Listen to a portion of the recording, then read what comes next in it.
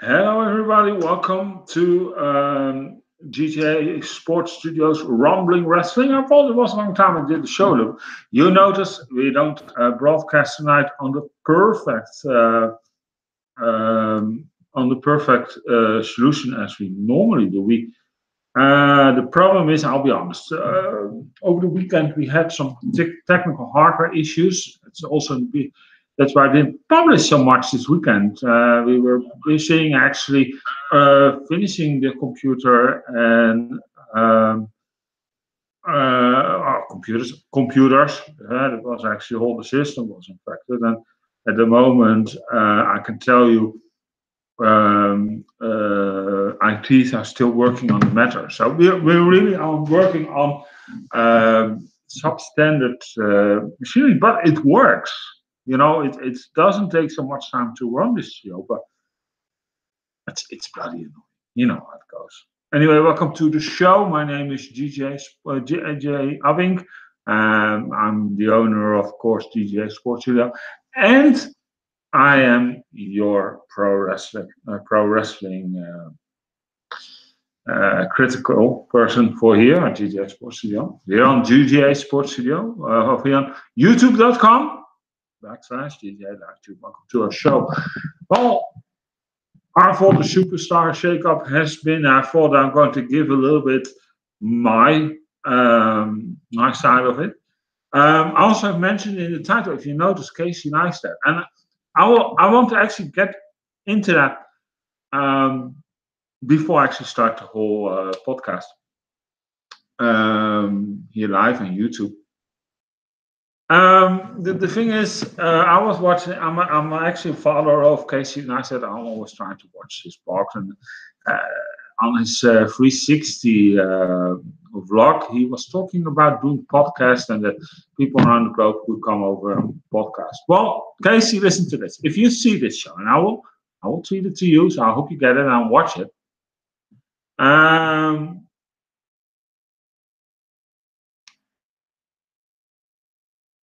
interested in doing podcasts, but I have some certain criteria for it, and I'm hoping you're willing to do it on.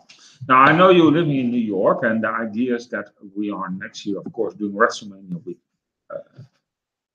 Next year in March, April, is it always around? Probably April, from New York. And let's do a podcast together. I want to hear your side on pro wrestling. I know you've been in contact with Triple H. Hey, I see your show. Remember, I know that you have a picture on there where you're standing together with Triple H. So don't go deny me you don't know anything about wrestling, because I think you do. So if you hear this is a shout out to you, Casey, and I'm very direct. I don't give a rat's ass. I am willing to do a podcast with you on that 360 building there, on preparations for WrestleMania next year. WrestleMania 35 coming to the MetLife Stadium in New York. So you have your shout out, and I'm waiting for an answer from you, Casey. I really do. So go ahead. I'm waiting. Anyway, welcome to the show. We're going to talk about the Superstar Shakeup. I have to go get the notes of it. It's so annoying. I'm sitting not with my own hardware. I have to get used to everything. Some bleeping, some don't bleep. It's very annoying. So it looks very unprofessional. Casey, if you're watching the show, it looks more professional, but that is because of technical hardware. It's so typical. Let's go to talk about what superstars went where and how, my opinion, and what brand actually got the best and most out of it. Well, we're starting off, of course, with Raw. Raw got Jinder Mahal, The Riot Squad, Kevin Owens, Sami Zayn, Zack Ryder. Is he still on Raw? Is he still on WWE? Okay, whatever.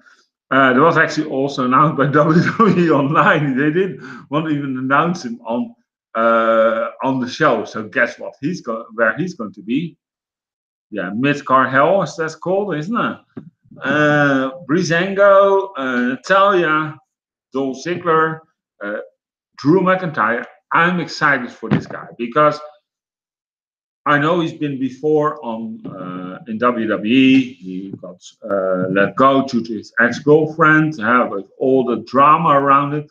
He went to wrestle in the Indies, and he came back as strong as ever. He really rebuilt himself in the Indies. He actually was one of the first guys who made it actually a good effort into the Indies, and now he's back. He was sometime NXT champion.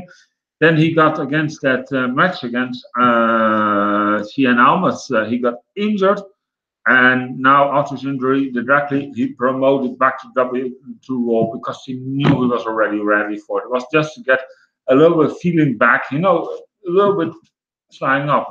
And I'm wondering actually if he's going to make Vince McMahon's words came to life, because when he debuted at the time in SmackDown, it was said Vince McMahon announced him as the new face, actually indirect, the new face of WWE. He never got to it. Personally, what I've seen of him in the Indies, I think he has actually the talent to do so. He got a very good physique.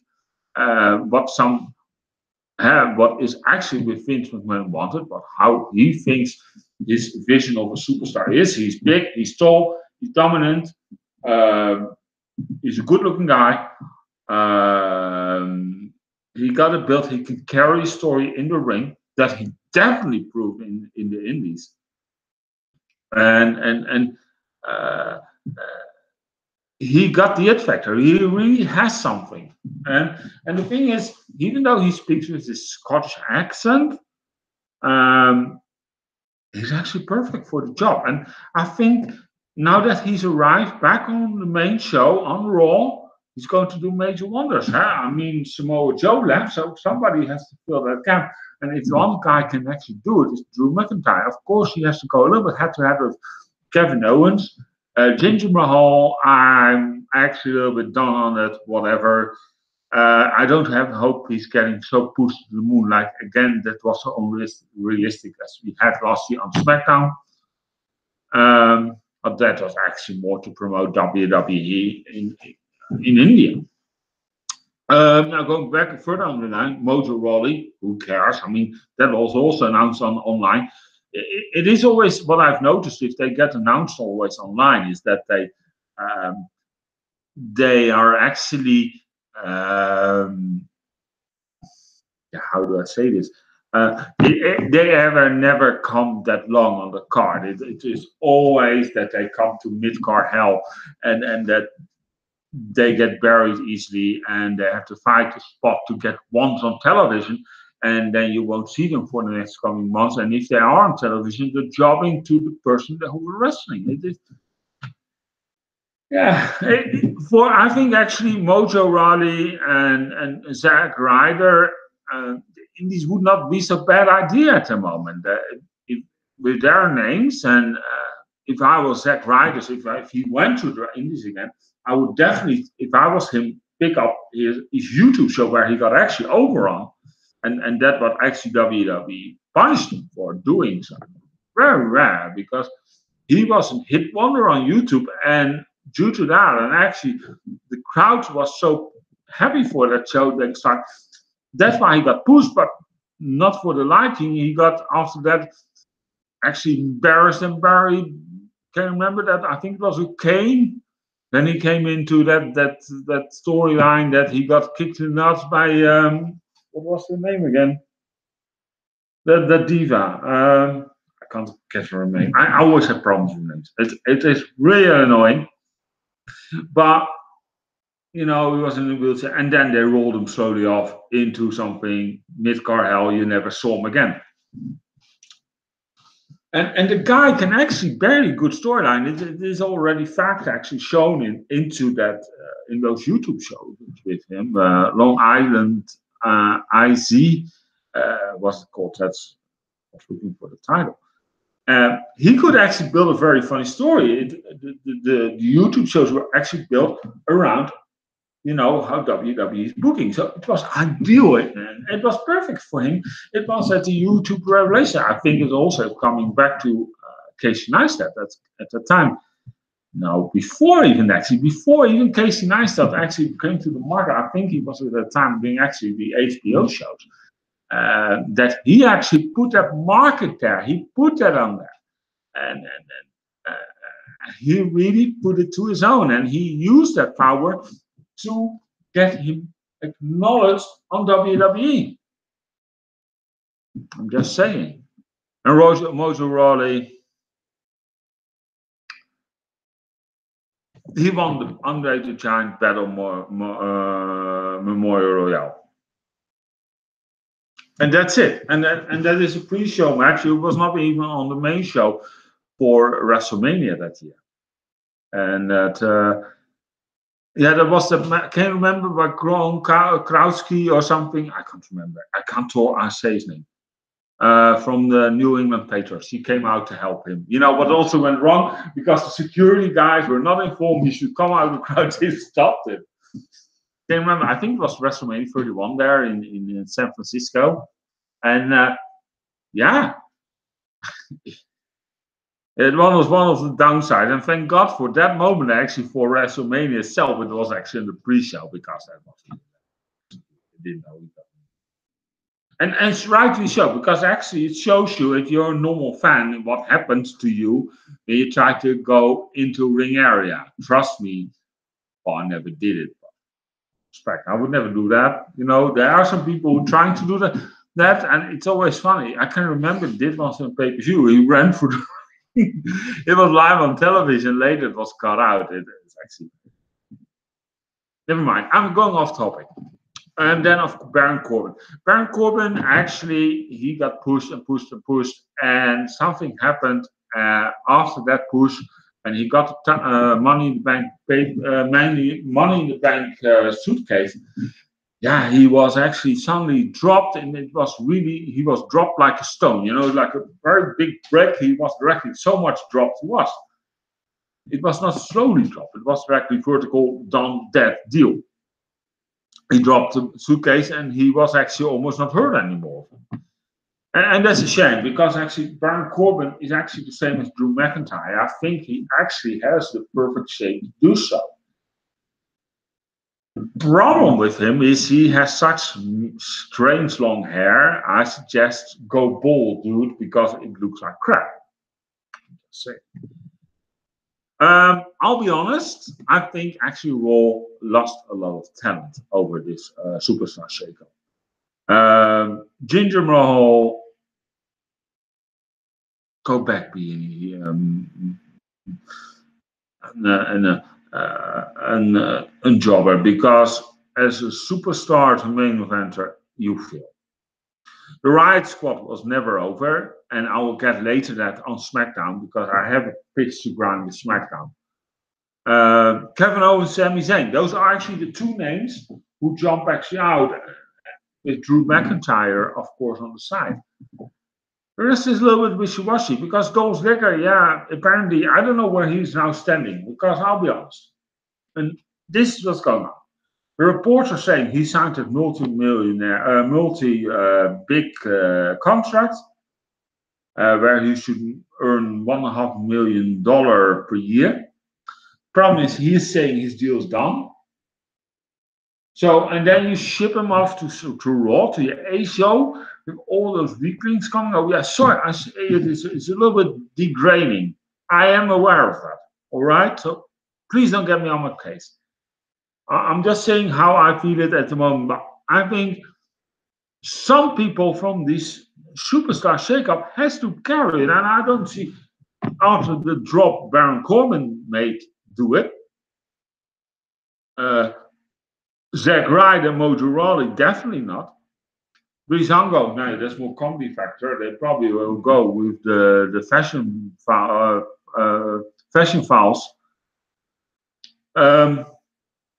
You don't have much left. Yeah, Natalia is of course a great female wrestler. She has a lot of technique, and she will do good for the women division. But what is going on with the women division is also slowly dying.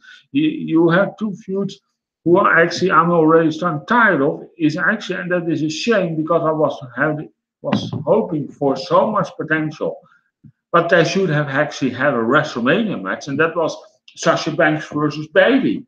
Because that was viewed in NXT was so phenomenal. That was great. And they should have known they put it in the women battle royale, what you put on the freaking kickoff show.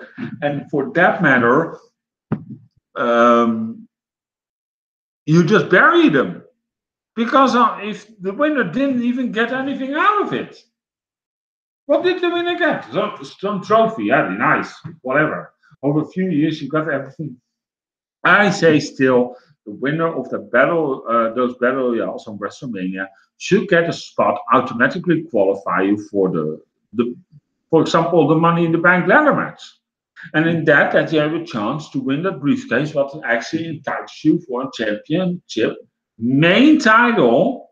So you get directly pushed into the main event uh, for the shot for the main titles. Then it is a very good concept to do that battle royale because you start building on a new talent. You have a chance to build on a new talent, what you're now actually not doing. That's the problem with this battle royales. And I probably also think I said that once also on WrestleMania. So I don't want to actually rehearse myself. But I just want to make a comment. I also hope WWE actually see this podcast for once and hear what I have to say because I think I have some good points and I think a lot of people agree with me on this matter. So really, I think Raw made a piss out. And if you have 3 hours to fill with this lack of talent, good luck on that. You really have to be very strong creativity. Sorry about that. That's the thing if you're being live, you can't cut it out. But the thing is, that's the problem also with WWE. Creativity is so lacking at WWE. That is the worst nightmare for at this moment WWE. How they book the storylines. It's dreadful, awful. I don't know what the people it does, but come on, guys. I gave you so much pointers what you could do, how you could do better.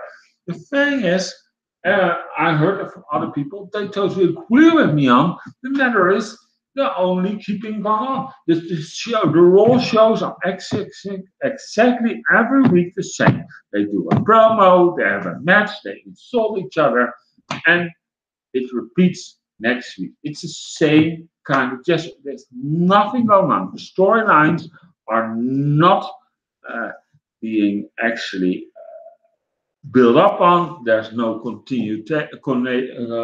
there's no continuum in the storylines. There's no build up. There is no following up. It is a disgraceful thing. To be quite honest, if I'm seeing Raw, I have something. Okay, I'll watch it. Because it's my job and I have to go on and be critical about it. Oh, come on. Sometimes I'm seeing playing, I don't know,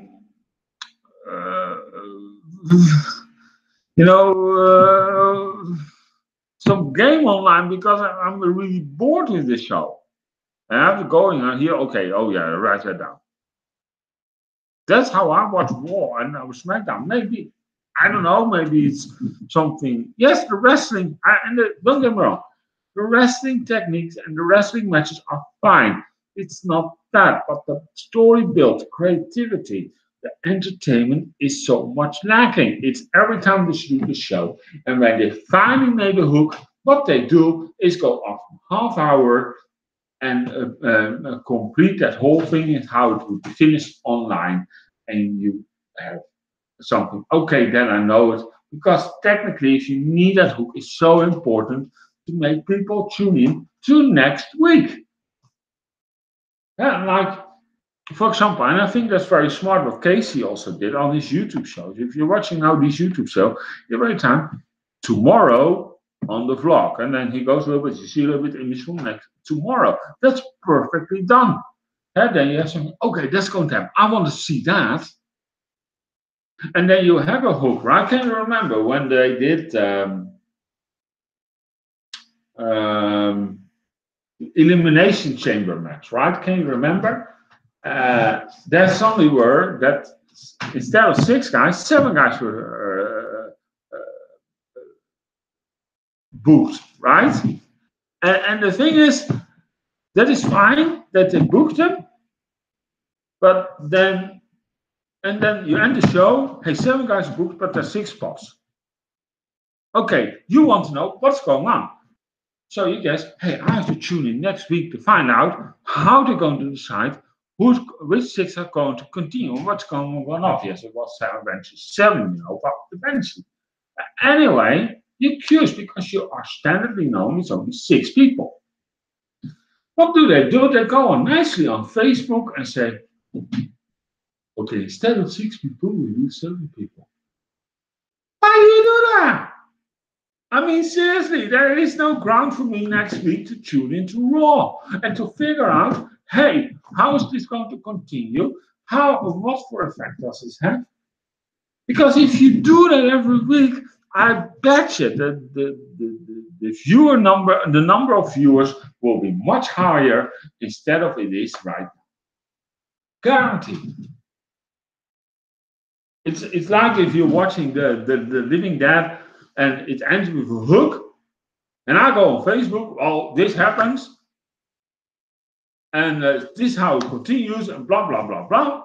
And from the next episode, okay, we can continue after that what I said on Facebook.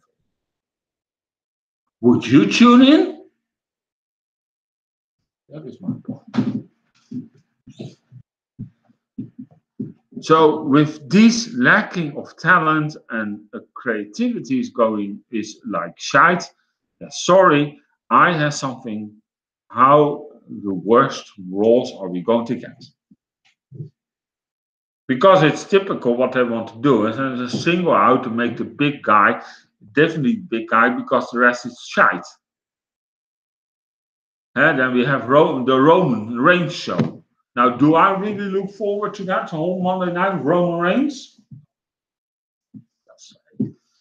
All right, to SmackDown, and they actually gained a lot. And I think they have a lot of matches you can now do. And I will go a little bit over to give a little bit accurate hint what you can suspect of the Superstar shake-up. You have The Miz coming over to SmackDown. Jeff Hardy, Sonya Deville, Mandy Rose, Samoa Joe, Sanity, Big Cass, Asuka, Anderson and Gallows, The Bar, R-Truth, Shane Almas, and Selena Vega. I'm wondering if Selena Vega is going to wrestle. Probably not. But, you saw it with Leana happening, so you never know. But for me, if she stays a manager, it will be perfect. I know we know about how Vince McMahon nowadays think about managers. But, yeah. Here's the thing. What you now can build on. You could get matches that, for example, Anderson Gallows and AJ Styles team up. Reunion of the Bullet Club in Japan. They did some great stuff. And then you can team them up against Sanity.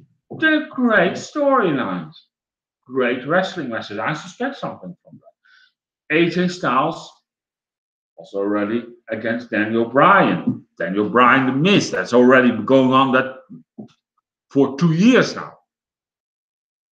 Jeff Hardy, Daniel Bryan. I would look forward to that. Big Cass. Hey, I know he's a tall guy, and I know he's probably going to get a major push, but really, he had a great storyline with Enter Amore. But yeah, we know what happened to Enter Amore. How he's going to compete there, I don't know if he can really come.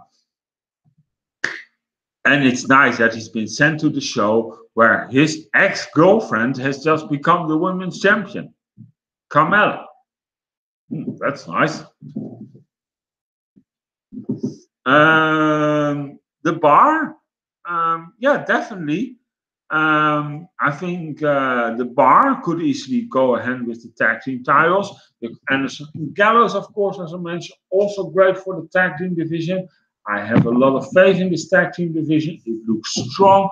You have the Bludgeon Brothers. You have the New Day. Uh, all great tag teams for the future. Um,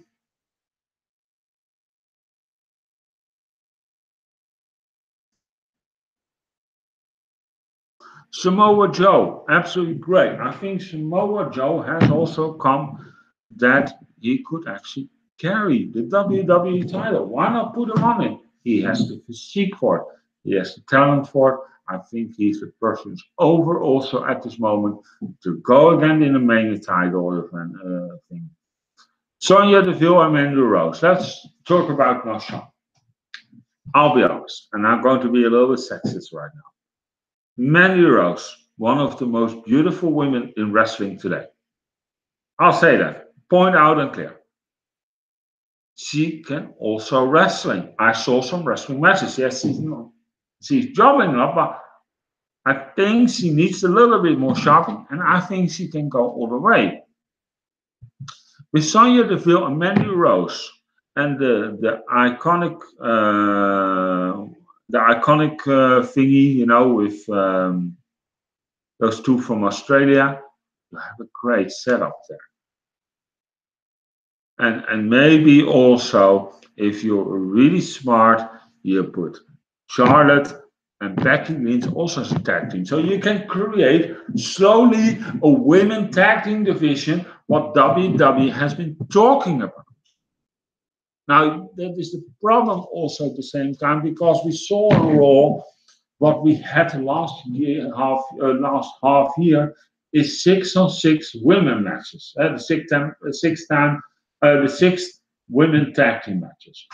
First, we had the Welcome Committee, then we had the Riot Squad, and now we had the Iconic Girls and Carmella against Charlotte, Becky Lynch, and Asuka.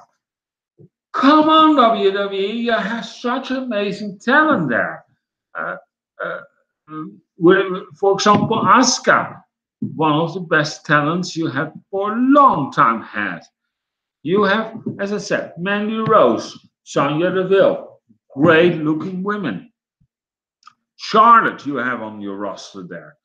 Becky Lynch, who can also fight and wrestle, and I wish they'd done a lot more with her. In my eyes, also Naomi, the great develop. You've got an amazing women division there, just to lick your fingers off, and not because they're only hot women. No, no, no, no. I'm talking about women wrestling talent. You've got an amazing. I'll be honest.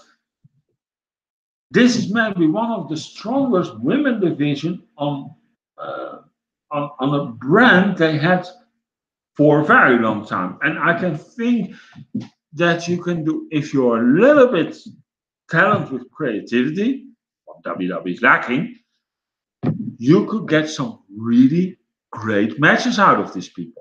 There's on Raw, if you of course Ronda Rousey, and that is going to push over the edge. And I'm actually looking forward for Charlotte, because that's why I was actually thinking Charlotte go to Raw and let their feud for WrestleMania 35 build up, because that's why she kept the title. First was Asuka. Somehow they stepped away from that. They put it on Charlotte and built up Charlotte versus Ronda Rousey for a main event spot for WrestleMania. I'll be honest. I'll be for that. I'm for that main event. Ronda Rousey, mainstream famous person. And what I saw of her till now, she's learning a lot. She's developing very fast, and I'm very grateful that. She should stop a little bit with that sweet smiling. I like her smile. It's a great smile, don't get me wrong. Well, I'm not looking. If I'm watching wrestling, I'm not going to look for the looks. I'll be honest. I'm looking actually for talent, and I think if she would stop with those over sweetly smiles, she got there already. She can do great promos. A little bit, but hey, come on, give her a break. She's just come there for where she's at this moment and how long she's been there. She's doing awesome and she's learning already. What I think was the best and I didn't get it actually on, and I'm a little bit annoyed with myself that I didn't say that in the WrestleMania review video.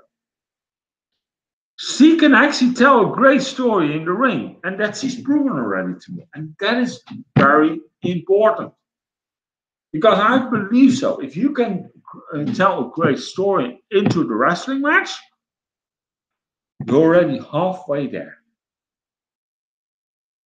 There's some other things you should learn, that maybe promos, that will come. I'm believing that. She got a wonderful voice. She got a great figure. She's a beautiful woman. And she's mainstream talent.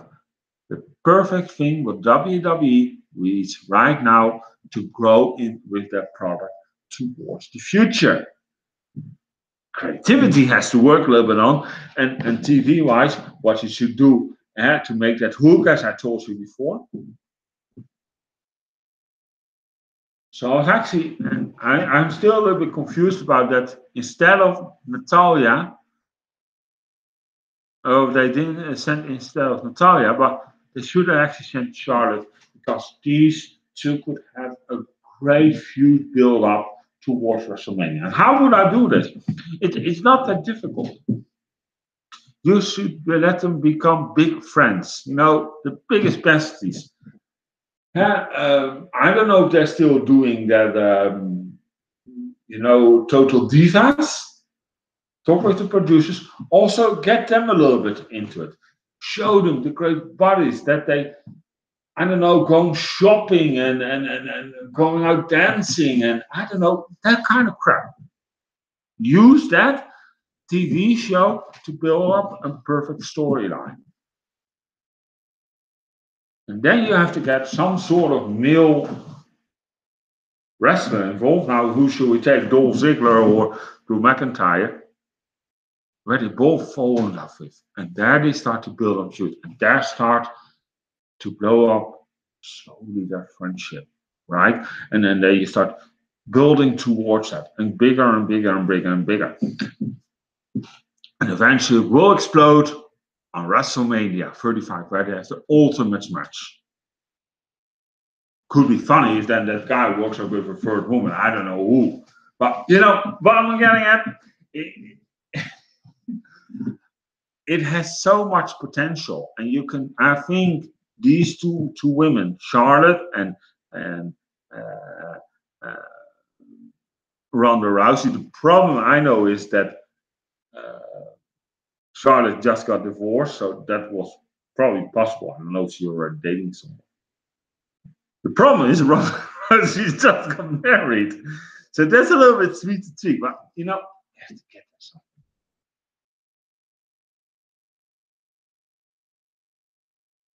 And then you can maybe also do that, but one day show cheating and he doesn't know and see the venture, but she knows also if Charlotte, venture, but anyway, you see, she has a little bit feelings, so she's trying to screw over.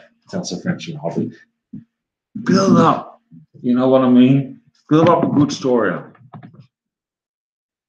Do a fake divorce or something. I don't know. I'm great for that.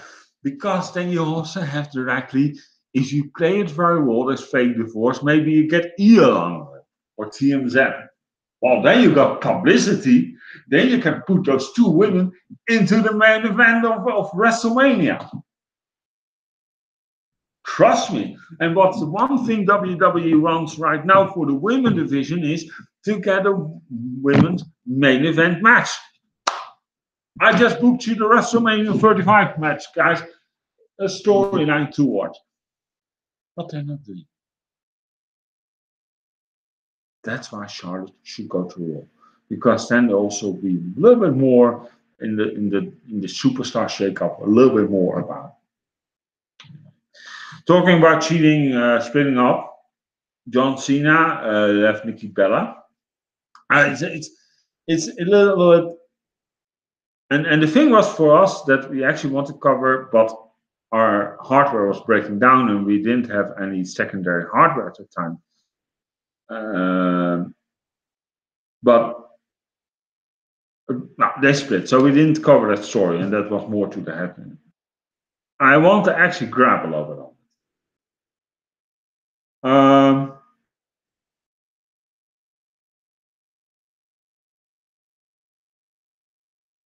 Sometimes I think if you're on the spotlight, everything is on the spotlight, and I think it's a little bit a shame that everything is for those people in the spotlight. Also, the relationship, if they break up or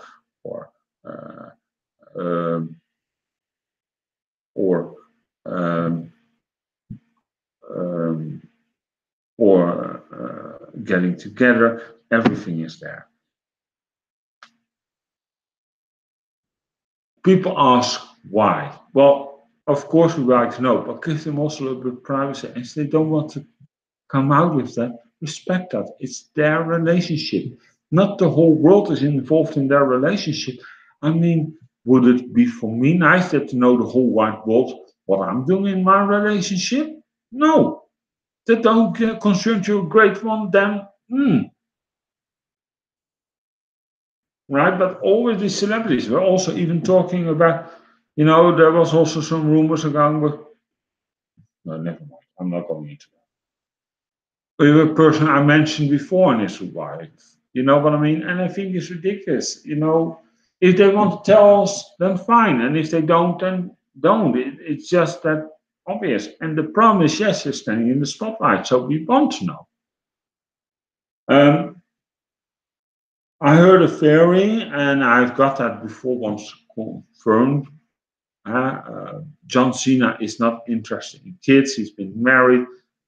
I can understand that. And people, I have been through Selma and divorce, and I had my share of breakups. And I had a wonderful son with a very wrong mother. And I will keep saying that, and I'll stand up by that. Why? I'm not going to details here right now. I'm not. And those are for me. My ex-wife knows why, from my vision. If she agrees or not, that this I don't give a F. But I can understand also from John Cena. So if you're starting off a new relationship and you want so desperately married, and I think if you come from a relationship where you've been married, you're not directly looking forward to get remarried. You don't. You say, of course, you do because you really love that person.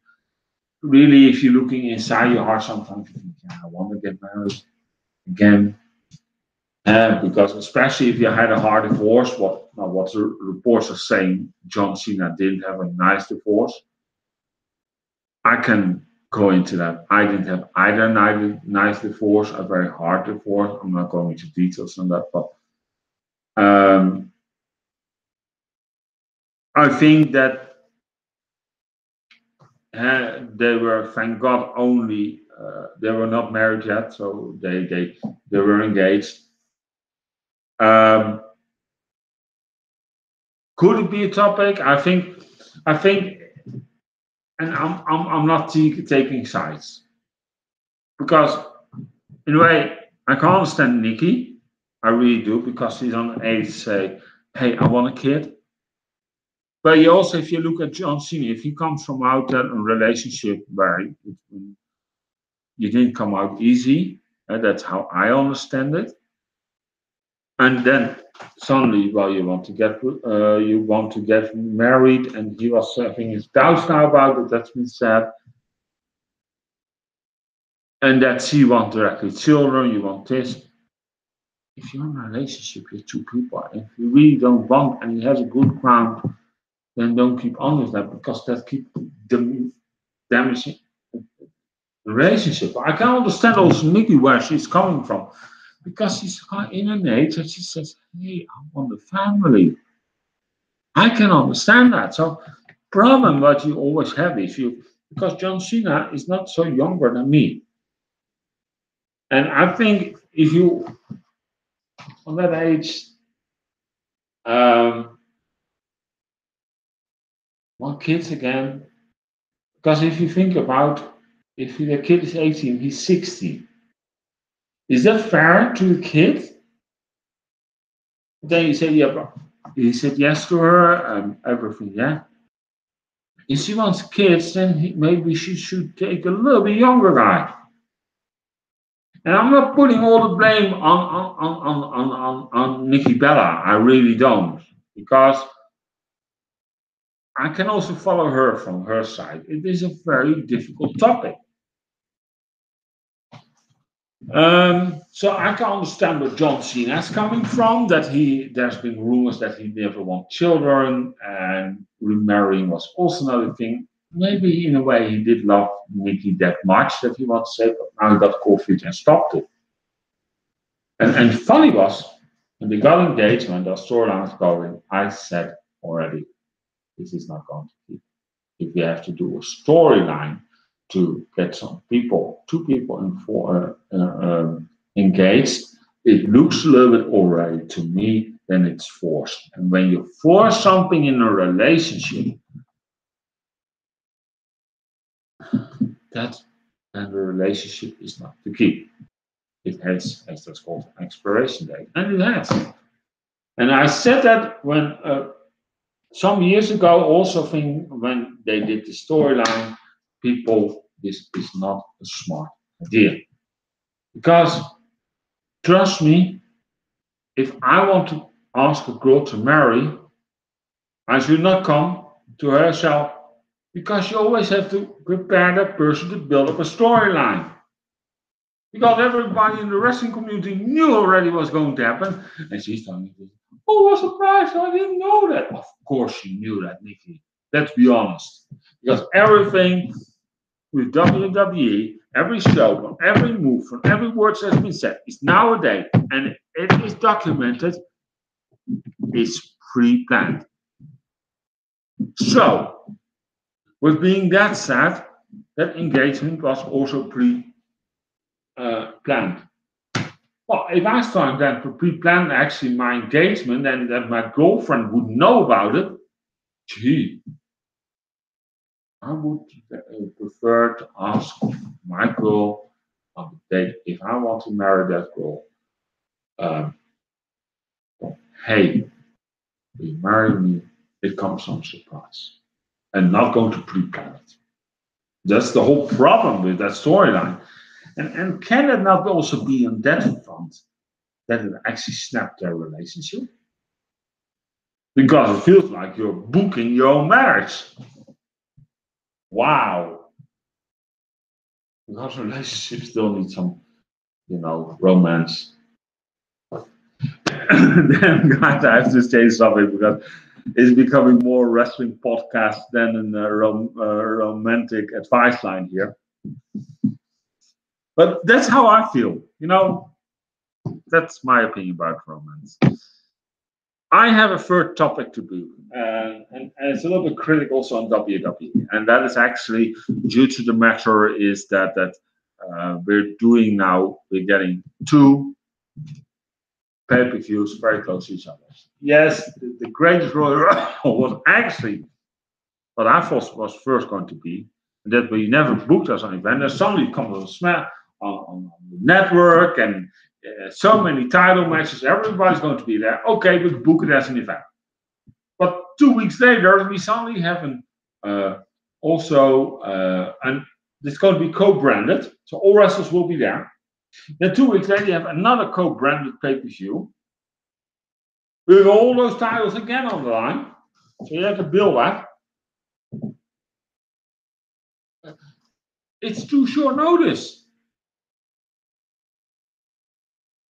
Because we're sitting now in a situation where you actually is that you have some title matches. It's going to be after that again. And where is this title? And some titles, for example, we saw Samoa Joe on SmackDown and Roman Reigns on Raw. Well, if he wins the Universal title and the WWE title stays on SmackDown, then you can figure out that Samoa Joe will never win the Universal title. And with the United States Championship, yes, he's in the ginger. So Samoa Joe could win it, because you're not going to want Samoa Joe, if he wants to be the name of SmackDown, face of SmackDown, what his potential can be, and as big as name actually came towards SmackDown. You don't want to lose him 2 matches on 2 pay-per-views. So he has to win the Intercontinental title. That means that Jeff Hardy has to lose the United States title towards Jinder Mahal. And everybody is so tired of Jinder Mahal. So again, we're starting automatically push Jinder Mahal. Wow.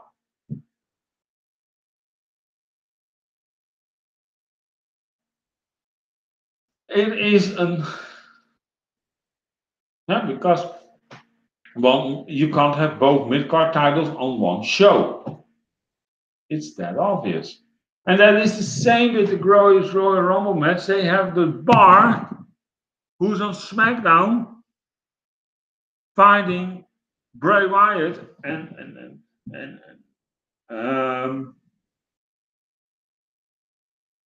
Matt Hardy, who on Raw for the Raw Tag Team titles. Is that obvious? So the SmackDown team, the Bar, will never win that title.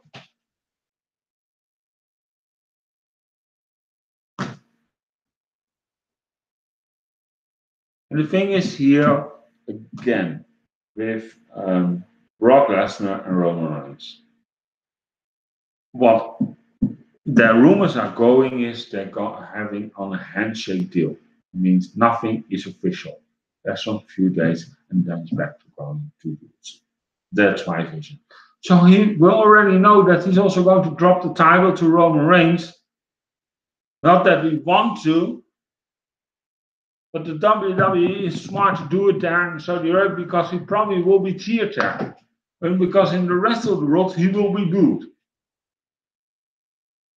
If there's one audience, and I am convinced about that, in Saudi Arabia, he will get cheered. And that's the thing also, and I want to go a little bit further on the rant. WWE is really smart, manipulating also people. Let's be honest, the women are allowed to fight there, so you're playing on their degrading on women's rights.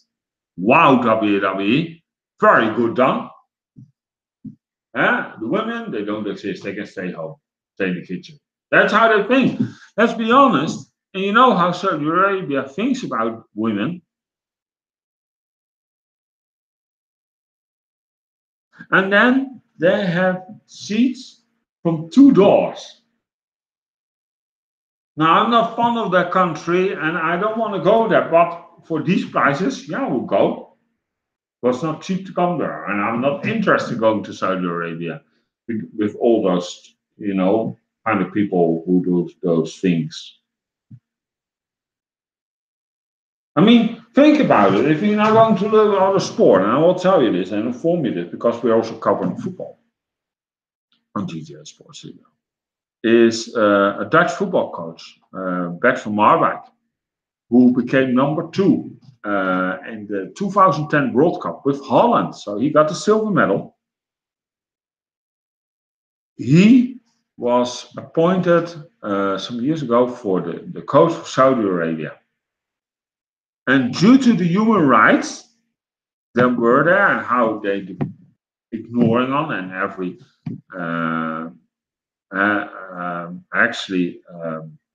going against human rights, the government there, if, for example, if you're homosexual, you'll be hanged, you get a death penalty. That's how they think down there. Women don't have any right for what's to say whatsoever. And he was, because in the media, so destroyed because he signed there, because he went there for the money. And let's be honest, WWE is also going there for the money. Guaranteed. Because would you really promote your product in a country called Saudi Arabia, with all due respect?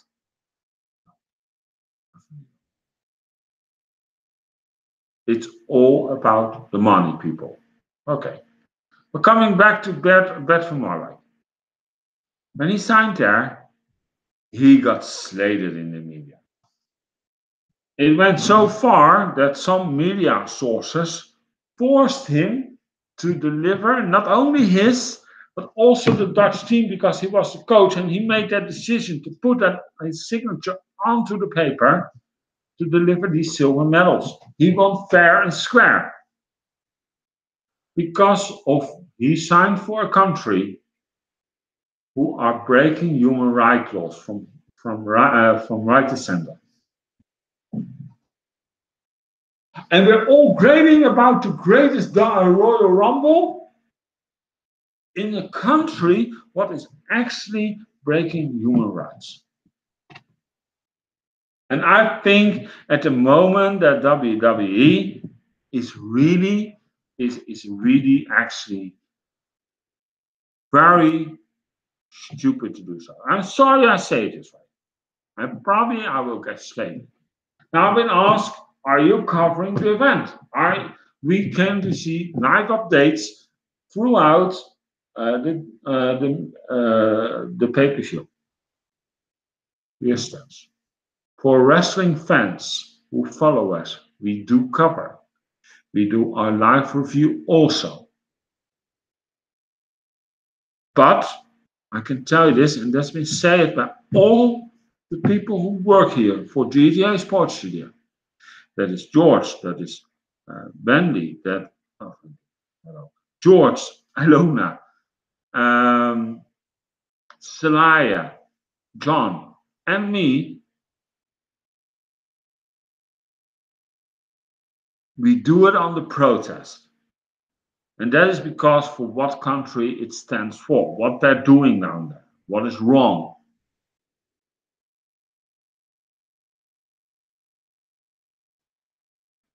I understand that WWE wants to break through in new territories. They want to gain new fans so they can get more money out of their product.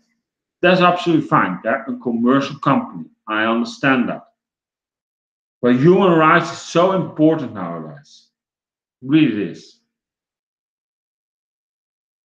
And I'll be honest, my human rights has once also been violated. It hurt the crap out of me. And I won that battle, but it still hurts today. And here's the thing. Here's the thing is that WWE has something at this point that we should accept these human rights breaking laws, because they're going in there and to earn money. And why not, for example, go to a country, I don't know, Thailand or something. I don't know, Australia. Australia never had a pay-per-view. And I know dozens of people who live in Australia would love to go there and see a pay-per-view. Why don't you do it there, WWE? You say, yeah, we've been there already, blah, blah, blah. I understand. But we're still waiting for the day that WrestleMania is coming to London. But there's been so much talk with you about it, and that you also made that UK division that's never overheld. We actually shy down from here, from left to center. But then you go to a country instead and not working on and make that UK division bigger what it is today, and put it on a map with its own shows, what you said you would do. No, instead, you starting to actually go ahead and build something. That is my whole problem. Anyway, I think I had a B for today. I set my points. I think 2 pay-per-views is too much. You have the booking, You saw Samoa Joe, right, in his promo. He was doing promos for 2 shows. And I think, to be quite honest, I could hear on his promo like, yeah, if he wins that, then maybe I'll win that. That is also not good booking. And I don't blame Samoa Joe for it. I blame WWE for it. Because they are somehow to build already now for Backlash. At the same time, they're building for the greatest Rumble or Royal Rumble. That is my whole problem. Anyway, thank you so much for tuning in. My name is JJ Abbink. I know I've been going on for almost an hour. I think there was so much to talk about. Let me know your thoughts about the Great Royal Rumble and Backlash. So short on each other. Let me know about the Superstar Shake-Up. What brand did you actually think they get the best out of it? Or your thoughts about John Cena and Nikki Bella. It's all welcome. If you have any questions for our show, for our mailbag show, of course, just put them also in the comment box. I'll answer them next week. Anyway, this was Rumblin Wrestling. Take care. My name is JJ Abbink, reporting for GJ Sports Studio. You can find us on gjasportstudio.com. Of course, also we're on Facebook, facebook.com/GJ Sports Studio. We're on Pinterest, pinterest.com/GJ LiveTube, youtube.com/GJ LiveTube. Don't forget to subscribe, like this video, share it, help us out with this to make this channel bigger. And send a tweet to Casey Neistat to hype him for to do a podcast with me around WrestleMania next year. Will you do that for me? Please do so. I really appreciate it. Also on Instagram, we are instagram.com/GJ Sports Studio. We're on Tumblr, gjasportstudio.com. gjasportstudio.tumblr.com. I want to make a point that we haven't posted that because that is due to the technical failures. We'll have to wait till our original things. Hardware is on place, then we start posting that. But we're still going to use it, so don't worry about it. vk.com/GJ Sports Studio. There also you can find us. Anyway, thank you so much for tuning in. My name is JJ Abbink. Take care. I'll see you soon with another podcast. If it's not wrestling, it's for football. And don't forget to subscribe to our YouTube channel, youtube.com/GJ Sports Studio, GJ LiveTube. Don't forget to like the video, subscribe, leave a comment about the topics we talked about today. And also, don't forget to share this video everywhere on social media. Oh yeah, and we're also on Twitter, by the way, twitter.com/GJ Sports Studio. Thank you so much for watching. Take care, and I'll see you next time. Ciao.